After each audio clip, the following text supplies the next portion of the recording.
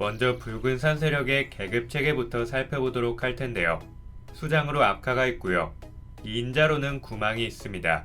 그래서 구망은 병력을 소집하는 모습을 보여주기도 했는데요.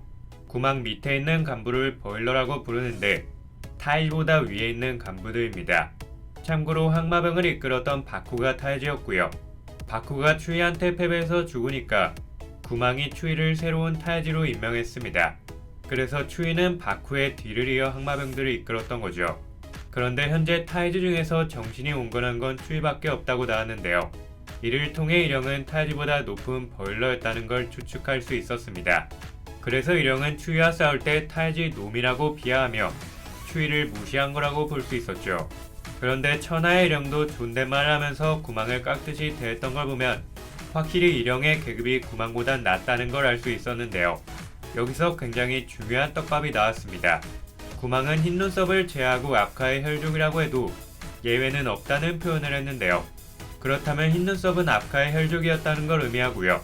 일영도 압카의 혈족이라고 밝혀졌으니까 흰 눈썹은 일영과 같은 일족이라고 볼 수 있었습니다.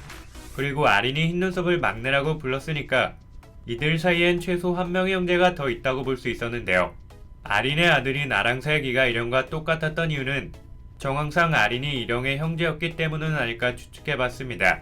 둘의 생김새도 굉장히 흡사했으니까 둘이 같은 형족일 가능성은 굉장히 높다고 볼 수 있었죠. 다음으로는 일영의 강함에 대해 살펴보도록 할 텐데요. 일영은 상공과도 비교도 안 될 정도로 강했고요. 압카보다는 약해서 압카의 눈치를 보는 모습이 많이 나왔습니다. 그래서 일영은 압카의 혈족인 흰 눈썹을 살려줬고요. 압카의 직위도 신경 쓰는 모습을 보여준 거라고 볼 수 있었죠.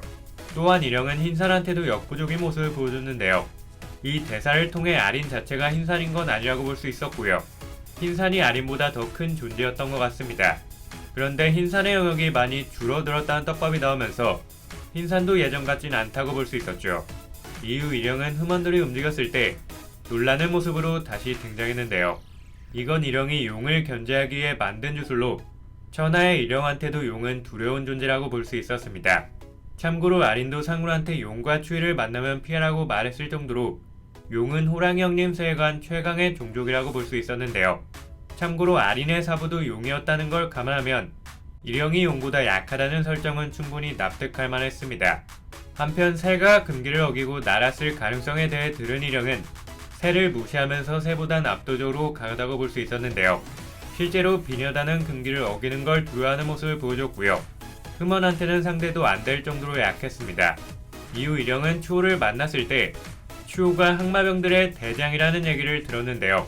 일영은 예전에 추위가 보여준 모습을 생각하며 추위는 더 대단했다는 식으로 인정하기도 했고요. 추위가 무의식적으로 일영의 주술을 풀어서 흠원들이 여왕을 공격하는 모습이 나오기도 했습니다. 이를 통해 추위는 일영한테 어느 정도 비빌 수 있는 것처럼 보였죠. 하지만 일영과 실제로 싸우니까 추위는 상대도 안 됐고요. 이런 장면들을 통해 일영이 추위보다 압도적으로 강하다고 볼 수 있었습니다.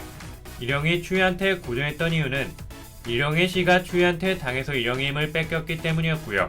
추위가 가지고 있던 무코의 손이 일영에게 각성해서 일영을 타격할 수 있기 때문이기도 했습니다. 그래서 완전히 공정한 대결이었다고 볼 순 없었고요.